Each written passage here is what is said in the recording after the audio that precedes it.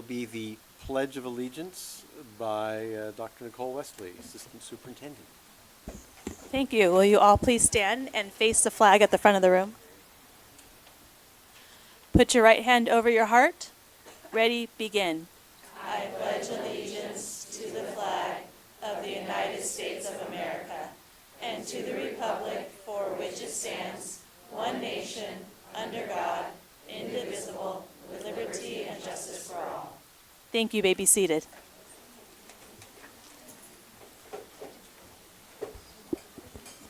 We just came out of closed session, and the first item was conference with labor negotiators, conference with labor negotiator Dr. Annette Alpern, Dr. Nicole Wesley, Dr. Stephen Keller, and Ms. Janet Rodella concerning negotiations with Redondo Beach Teachers Association, the California School Employees Association, American Federation of Teachers, and non-represented employees. Instructions was given to staff. The others was Public Employee Discipline Dismissal Release Government Code 54957. Instruction was also given. Which brings us to the approval of minutes.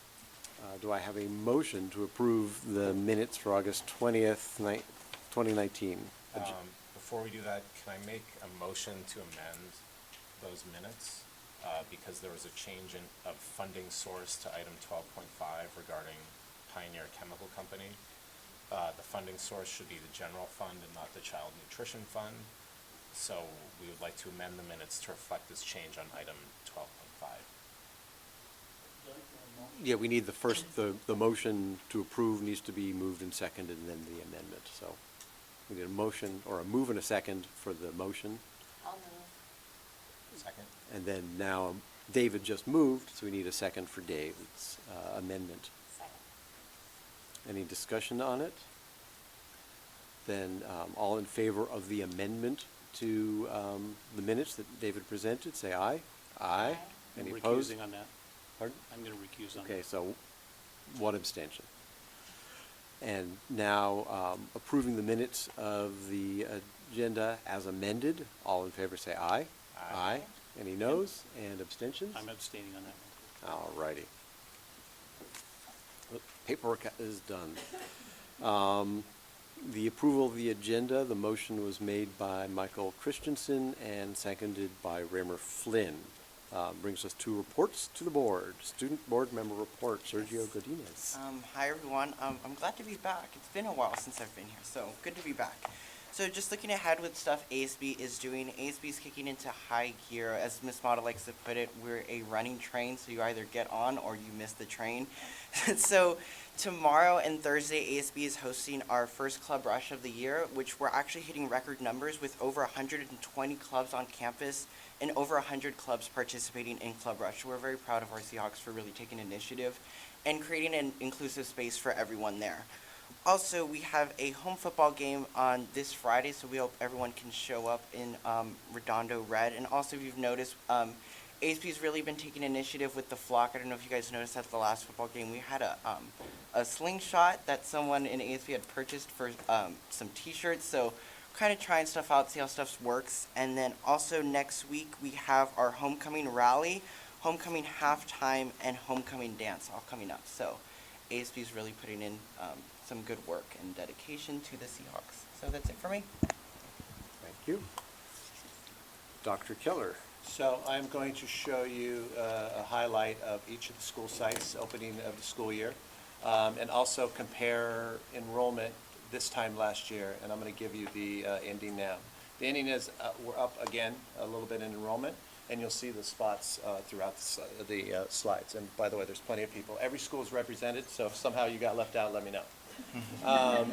Alta Vista, interesting. Alta Vista down 8 kids this year, and each school has its own little focus area. And so you see Dr. Hillier there with a nice group of kids. And for whatever reason, we got a little blur, but that's okay. But Burl Heights, also known as Burl, up 5. And again, you can see the focus area that each principal has shared for the school year, and I won't read them to you. I'm sure everybody here can read that just fine. Bernie is one of those schools that I don't know where we can fit any more room to store those kids and house them and teach them, but up 20, and that's about as max as we can get. It's pretty tight there. and obviously a great picture there on the Bernie field. We're down 28 at Jefferson, which it didn't surprise us. We saw this coming. It's a school that, you know, back in the day was definitely on the higher end, but it certainly has lost a few kids overall, but we certainly are picking up kids elsewhere, as you will see. Lincoln, definitely a school that's growing, 656 there now. And Dr. Johnson obviously having some fun with the kids and enjoying some reading, or it could be math. Yeah. And then our newest principal, Dr. Cash there, we see an increase at Madison of 18. And I would venture to say I think we all agree that we'll start to see even some more growth, especially in the north side of town. Toledo, you can see Dr. Bruna somewhere in the picture there. And then Toledo is up 12, and just a friendly reminder that Toledo continues to be the school where we tend to see the most permits. Dr. Alpern, is that correct? We're finding a lot of our staff members' children attending school there, as a lot of us know and welcome and love. And then Washington, obviously a school that continues to grow, and we really want to focus on the fact that it's not just in dual immersion. Just overall, we're seeing growth again, north side of town, and it's certainly a school on the move. We see Adams up 20, and you can see Miss Field, I always want to call her Miss Johnson, there to the left, in one of the great murals there. Adams is one that will continue to see some growth. Interestingly, we see a dip at Paris. No doubt about it, I'm sure we'll pick up more kids as we move along, but certainly a dip, which is actually pleasant news for a school that's not at capacity, but was getting closer to capacity. Enrollment, I don't know if Mr. Brandt there is saying we're number one or enrollment's going up. But either way, it is, I would say both. So up 77. And one of the things we're seeing, it's not just the kids coming through the system, but kids landing in 9th grade at RUHS. It's a great problem to have, but we will be looking at options at RUHS as we move along and see continued growth for obviously some new classrooms there. That's something we're going to have to talk about in the near future. The Patricia Dreisler, no longer Shores, up 15 kids. A great alternative location for our kids, certainly for credit deficient kids who need to move along and cruise along. So we see growth there. I think we'll continue to see growth there. And I always tell people, if you want to get to a great smaller campus and really see high schoolers at their finest, definitely check out Dreisler. And then overall district, we see 111 kids. It seems like a lot of kids. It is a lot of kids. One thing I would want to emphasize is our trend over the last 10 years. We see year after year is it's a big number to start, and by the end of the year, attrition happens, and we lose a large, if not close to the entire number, a large percentage or that number. We would like to keep 50 to 60 of the 111, but folks just tend to move out. But still, it's definitely growth. It's definitely a school district that's officially over the $10,000 marker. And we would have to include these two groups as well. We have South Bay Adult School, which is a partnership with Manhattan Beach Unified, as you all know. Their enrollment down at the bottom, I know it's kind of maneuvering a little there, but it's about 1,600 in various programs, and we always want to encourage people to attend programs there. Also, probably one of the hardest gigs to get into these days is child development, and their enrollment is up 31. And that's always one, when you're out in the community, folks are always trying to persuade us into allowing their kid to get in from a long waiting list. So obviously a program that folks want to attend, and speaking firsthand knowledge, it is a great program. So with that, we see some growth. We will have some attrition, but we definitely have some new kids rolling into Redondo Beach. Thank you. That's all I have. That brings us to our hearing section. Members of the audience may address the board on any topic regardless of whether it is listed on the agenda. However, due to Brown Act regulations, the board cannot engage in public discussion on items not on the agenda. Topics not on the agenda which are brought to the board's attention may be investigated by the administration and report made to the board either publicly or privately at a future meeting. Comments shall not exceed 3 minutes unless the time limit is waived by a majority of the board. The board shall limit the total time for public input on each item to 20 minutes. I have an advanced written request here. And so I'd like to call Sharon Medina up to address the board. If you can get your weight up to the up to the front through the crowd of people.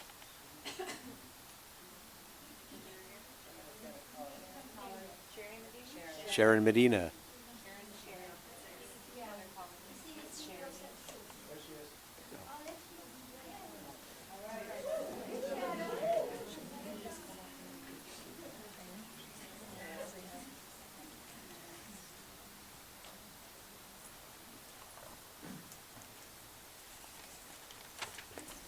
Good evening, Dr. Keller and school board members.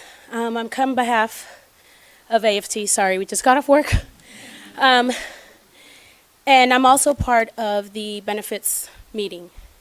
And I come here standing in blue, not as an AFT member, but as an employee of Redondo Beach Unified School District, imploring you to change this.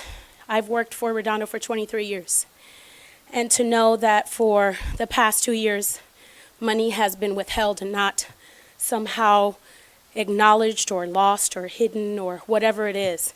But knowing that me being a single parent am looking at a raise of probably $3,700 to keep my same HMO insurance versus going to a tier insurance where I'm going to be limited doctors. It terrifies me knowing that I have a daughter who has a seizure disorder, who is not going to have her neurologist, who is not going to have her hematologist, and have to start all over again. In addition to that, I work 16 miles from work, as many of us may have to. And to know that potentially there will be no increase in our revenue, it saddens me, because as an employee of Redondo Beach Unified, I believe that we deserve better from you. We give everything to our students. Day in and day out, I start work at 6:30 in the morning, and as you can see, I get off at 6. I work a split shift, not because it is what I choose to do, it is what I want to do for my family. I give my all to my students, my parents, and to know that it's not being returned back, it saddens me. It saddens me that I have to stand before you today and have to pretty much beg to look at this budget again. This increase of our insurance should not be on the backs of our employees. This lack of revenue that's not coming back to our employees should not continue this way. The cost of living in California is drastically high compared to other states. I cannot afford to buy a home in this state. I can barely afford to pay rent sometimes, but I make it happen for my students and for my children. And to know that I am going to have to weigh medical insurance and light is very disheartening. So I ask you to go back and look at the millions of dollars you have in your revenue and say, is it worth having it in the revenue, or is it worth paying each and individual parent that's in here that are teachers and educators and classified employees and maintenance workers who come to work day in and day out? Is it worth that? That when we walk in our classroom, we know we're giving it our all. Are you? Thank you.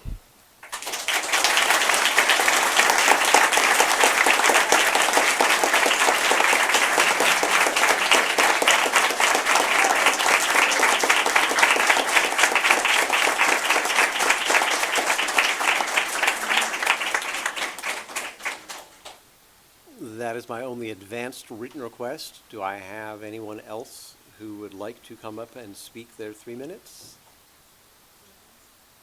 All right.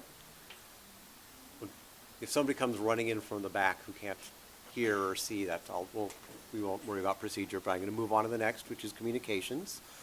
This gives an opportunity for the board to hear reports from our employee associations and community support organizations, starting with RBTA.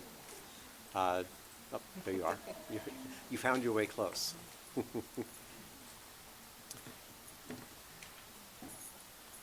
Good evening, Board President Waller, board members, Dr. Keller, and Cabinet. I'm Monica Joyce. I'm president of the Redondo Beach Teachers Association. I'm here tonight with my fellow RBTA members to address our concerns regarding negotiations with the district. We want you to know the rationale behind our salary proposal which we believe is fair and reasonable. At present, the district has a reserve of 12%. We believe the district has the funds to provide a modest increase in salary. This increase would at least keep everyone from making less after the increase in health care premiums are realized. We are not in a situation that we were in 10 years ago during the Great Recession when the district was facing deferrals from the state. During those years, we received no pay increases. We absorbed the increases to our health care benefits, and ultimately we took furlough days.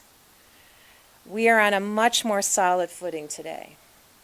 At present, state funding and COLAs are projected to be solid for the upcoming years. We are a destination district and continue to have increases in enrollment each year.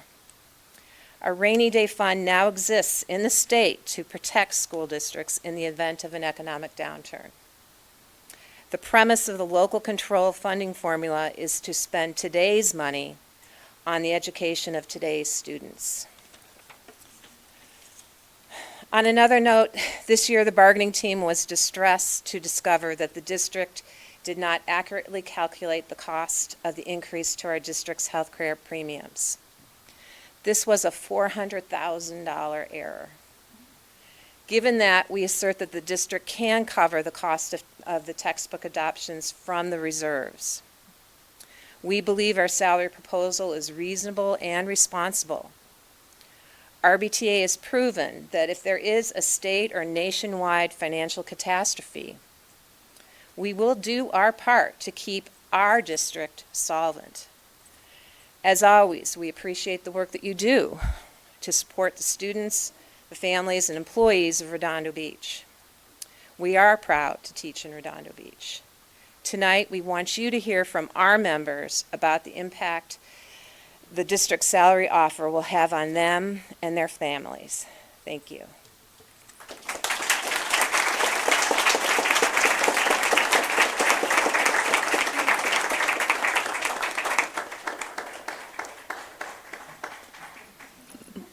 My name is Katerina Montesano, and I'm a history teacher at RUHS.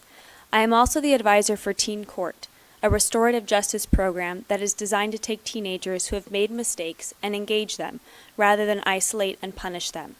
The goal is to show them a different path, so that they can be strong members of the community without becoming repeat offenders. Last year, approximately 500 students participated in this program as jurors and observers.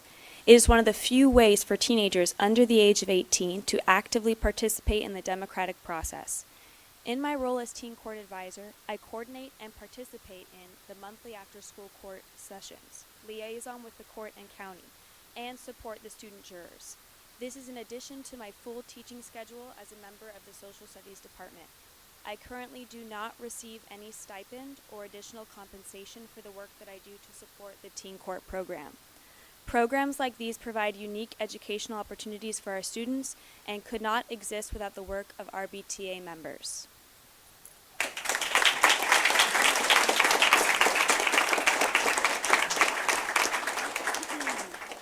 Hello, my name is Marlon Land, and I am a proud math teacher at Adams Middle School. I've been in the district for 9 years. Over the last years, my colleagues and I at Adams have worked collaboratively to examine and modify our practices and programs in order to better serve all of our students. This has included PBI. The data shows that our students in our school continue to grow, none of which would be possible without the dedication and innovation of RBTA members. All we are asking is for a fair settlement that honors that work and shows the commitments of RBUSD to continue to set the standards for being the best school district for students and for teachers.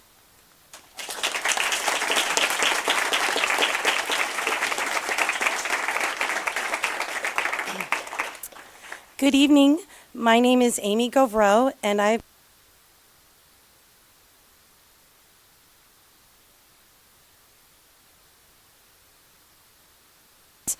As has been well documented over the past few board meetings, our students made substantial gains last year on their ELA SBAC scores.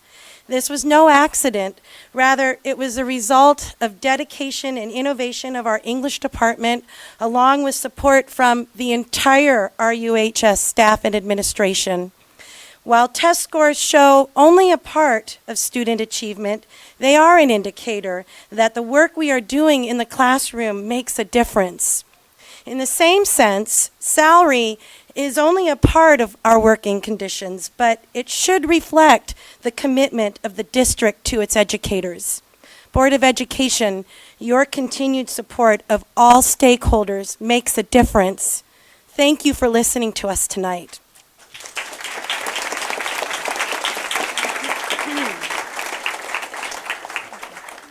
Good evening, board members. My name is Elizabeth Allen, and I'm a TK teacher at Madison Elementary School. I'm also a first-year Lego robotics teacher, and I am the union representative for my school. I have been working for the district for the past 11 years. I began as a CDC preschool teacher at Alta Vista, and for the past 6 years, I've been teaching first grade at Madison, and am now the current PM TK teacher. I am currently at a step in my salary schedule where I will not be receiving a yearly increase. I also receive health care benefits through Blue Shield. According to the district's current agreement for health care coverage, I will see my take-home pay be reduced by $386 per month. I am also a breast cancer survivor, and I've been in remission for the past 7 years. It is very important. Thank you.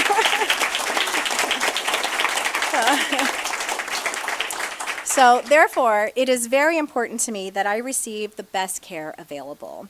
And I believe that the district should and could do better in regards to compensation so that we can provide our families with affordable and quality health care. Thank you.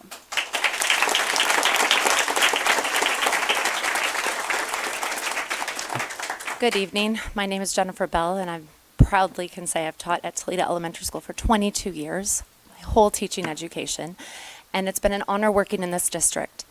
However, I want you to know as board members what an impact the changes with benefits will have on my family, but not just my family, but all of these people that are here tonight.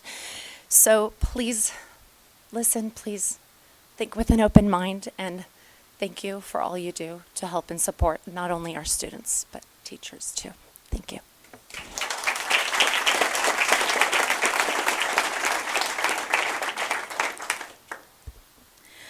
Good evening. My name is Tracy Proudfoot. I am a second grade Spanish immersion teacher over at Washington Elementary. I was hired in 2013, which means I've been with the program basically since its inception. I was hired to teach first grade and looped with my group of kids and have went with them to second and have stayed in second since. I was a temp for the first 2 years. I was probe 2 my third year and made permanent my fourth year. We have fought for equal resources since the inception of our program and have encountered many roadblocks along the way. We are consistently translating for curriculum that does not align with a 90-10 DI model. With limited resources, all of us in DI are constantly creating resources such as recording books on disc, making videos, developing curriculum. Our 4th and 5th grade teachers have to rotate grades every year since we were told that it is required we have a 4-5 combo. Therefore, these 3 teachers are in a different grade level every year. Teachers in grades 3 through 5 have to administer 2 reading assessments per trimester, both in English and in Spanish. They teach reading and writing in both languages and have to write 2 report cards per trimester, 1 in English and 1 in Spanish.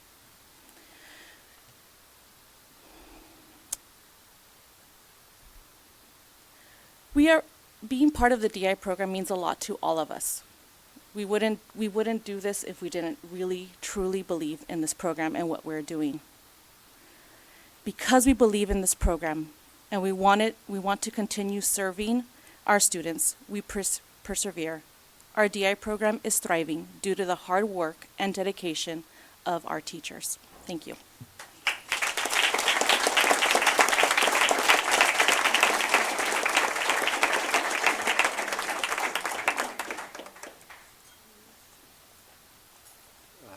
up is CSEA. Robert, can you get Robert Woods? He's in the, out there. Can you bring him in here, please? Yeah. Board President Brad Waller, members of the board, Superintendent Dr. Keller, members of the cabinet, good evening.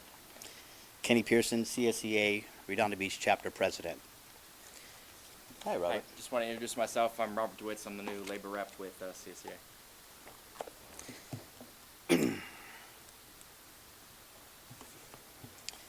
Can you pass this out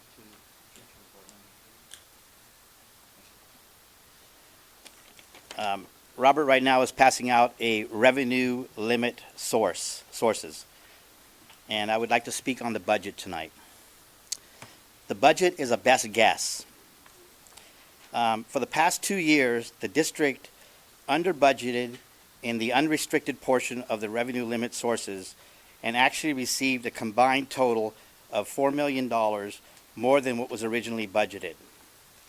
The 5.7% budget this year amounts to a $4.5 million more than what was originally budgeted.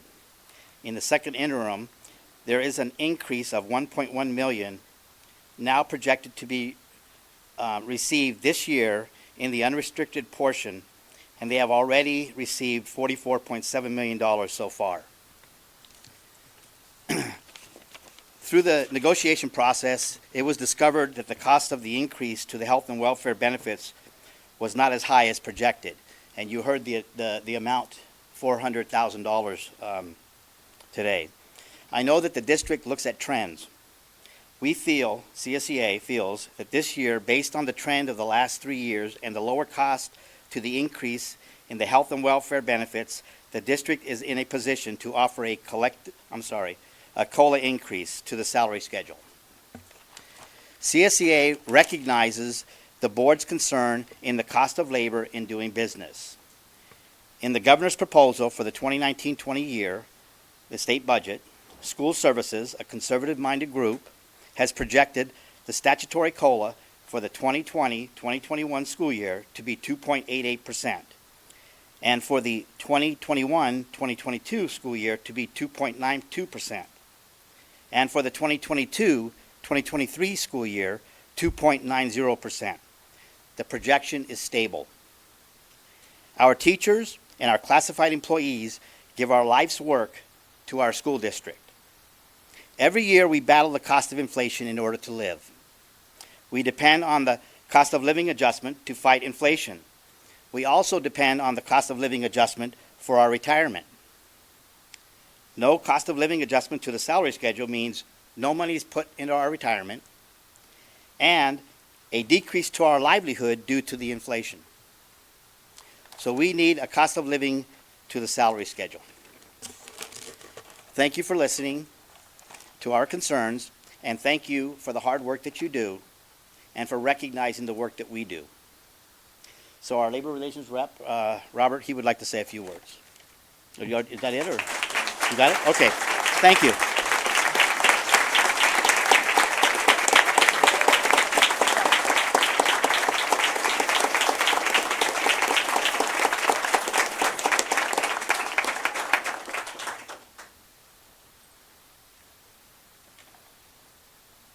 Okay, next up, AFT, if you'd like to, I guess, speak again. You spoke earlier, but AFT, if you have an official representative.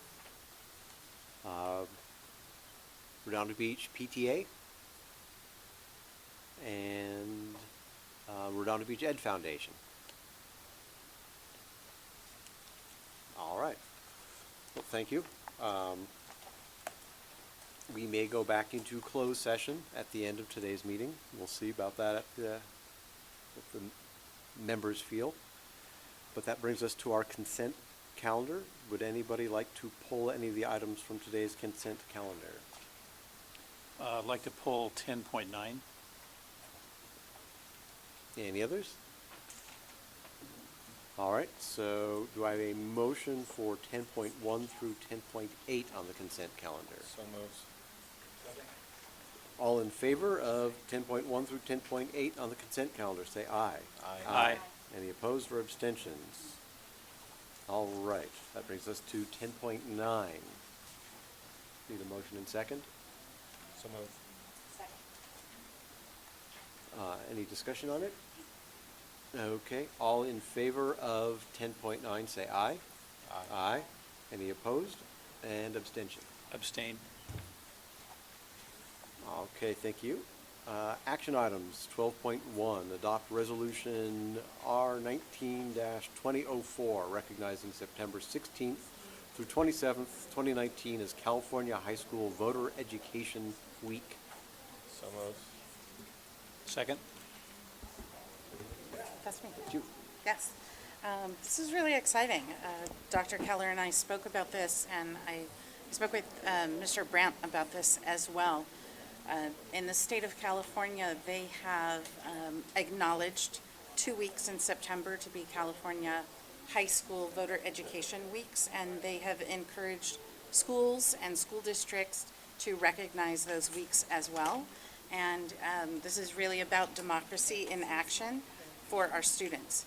And, you know, I used to be a government teacher when I taught, and I think this would have been great. And the state now has the opportunity for 16 and 17-year-old students to pre-register to vote, and then automatically become voters once they turn 18. And so I know the high school is really looking forward to this civic education campaign, and the students at RUHS will be very much involved in civic engagement activities as well as the pre-registration of voters. So we're asking the board, our local board, to recognize those 2 weeks as California High School Voter Education Weeks, next week and the following week. Thank you. Any discussion or comments by the student board member on that? I do know RUHS already holds some kind of pre-voter registration, and we do have, just based on the clubs we have coming up for Club Rush, there are a lot of civic engagement clubs that focus on politics and just student activism. So I think this is a good next step in that direction. All in favor of 12.1, say aye. Aye. Any opposed or abstentions? Hearing none, that is unanimous. 12.2, Resolution R19-2003, reduction or elimination of particular classified services. So moved. Thank you. Hi, this is a recommendation, excuse me, to eliminate one instructional aide position and also a part of an instructional aide position at the South Bay Adult School preschool, and it is due to a decline in enrollment in the program. We are currently working with the employee who's impacted to assist with placement in a new and open position. Sorry. The recommendation is that you approve the reduction at the South Bay Adult School, the one position and the partial position. A question on that. You know, that's generally a pretty sought-after program, I understand. Is if it were to come back up again, would we, because it's self-supported, correct? No, that's part of the issue, no. Oh, it's not self-supported. Okay. All right, so we'll have some more discussion as time goes on that. Yeah. If enrollment were to go up. Yes, we are hoping to come up with a plan to cause enrollment to go up in the future. Right, because it is a good program. Been there a number of times. Okay. Any other questions? All right, thank you. All in favor of 12.2, say aye. Aye. Aye. Any opposed or abstentions? That is unanimous. 12.3, receive for the second reading and adoption or deletion of the following board policies, administration regulations, and exhibits, which are attached and have been available for viewing. So moved. Second. And I don't think we have any discussion on that, since unless anybody's got any, this is the second reading, your second chance to make any changes. So, all in favor of 12.3, say aye. Aye. Any opposed or abstentions? That is unanimous. Information items. I do not have any listed on my agenda here. Does anybody have anything that's come up? Discussion items, I have none listed. which brings us to announcements and communications. Does anybody have any correspondence? I have none. I think something might have come to President David Whitkin about was it our Williams correspondent? There's something that I remember I saw come through that didn't come to me that I saw in one of the packets. But LACO sent us maybe it was accepting our numbers. Approval of the LCAP Yeah, and the budget. that's it.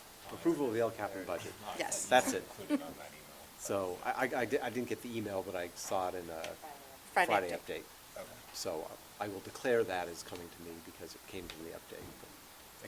I forgot to write that one down. Board member reports, Mr. Whitkin. None. Mr. Christensen. Great site visit at Jefferson, great back-to-school night at Lincoln. Looking forward to a lot of site visits with Dr. Keller and others over the next few days. And thoroughly enjoying Friday Night Lights. Mm-hmm. That's about it. Ms. Flynn. All right, so for me, I attended the Water Replenishment District. They opened a new facility, and I've got a fun little brochure here that I want to pass on to the high school. The AP Environmental Science teachers perhaps might be interested in this. I've made contact with their educational outreach people that would love to have students do tours and things like that. There's a lot of stuff that is geared towards the high school level student for the tours, not just for, usually when you hear a tour, bring the kids through and let them do it, but this is specifically geared towards the higher level high school type thing. The only issue is it's not close. But I have the information, and I've got email addresses and some correspondences that I will be passing on that one. Back to school visits, Alta Vista and Toledo were full, buzzing with excitement. Wonderful to see. Tours of Madison, Toledo, and Dreisler. Good to see everything going smoothly as far as we can tell. I attended the Chamber Mixer a week or so ago, where I met somebody who works for a nonprofit who has an opportunity for our jazz band to perhaps participate in a really exciting program called the Art of Cool Project, and I've passed that information on to Jens Brandt. South Bay Aerospace Alliance was this morning. October 19th is the 100th year anniversary celebration at Fort MacArthur of the fort, and base housing for their people is an issue just as it is for our people. And then finally, the Enhanced Infrastructure Financing District, we met again. That was the thing that I briefed you guys on in the last meeting. Things are moving forward, but just a little bit slower. The deal did not close on the AES property as fast as they thought, and if the deal had closed, they would have been wanting to get moving before the property got reassessed. So now that it is not, imminent, it'll probably push into next year sometime. Our next meeting is November 7th, which would be the details of their entire district proposal, opening up a 60-day period and then a public hearing after that. And then I assume it's going to be really quiet for me, and I'm not going to be involved in much with regards to that until they get some approvals and get the county interested. And by then, I may even be termed out of office, so who knows? That brings us to the calendar of events. September 12th, back to school night at the middle schools at various times. September 24th is our next Board of Education meeting. Open session at 6, closed session tentatively 5:30. September 26th, back to school night at the high school. September 30th is a holiday. October 3rd, back to school night at Dreisler Continuation High School, and then October 9th is another local holiday. Do I have any people or items that people would like to bring up for a future agenda item for discussion? I'd like to get agendized at our next meeting a discussion item on Southern California Regional Occupation Center. We're going to have a SoCal Rock Board meeting a week from this coming Thursday. Included in that will be a discussion item with Jeff Bell from the State Department of Finance. He's going to come down to SoCal Rock and chat about some AB 99 issues. I'd like to be able to bring that to this board and discuss it, along with some current status of the school services study on potential finance options. I think, Dr. Keller, you attended a meeting the other day, and we hadn't had a chance to really talk to the complete board here about that, and so I'd like to be able to have a discussion about where we think that might be headed. Perfect. And unless anybody has anything else, I would entertain a motion for adjournment. Are we going to go back? Oh, that's right. That's right. So we will adjourn to closed session, and then we'll return out here and have our adjournment that I meant to declare. All right, thank you.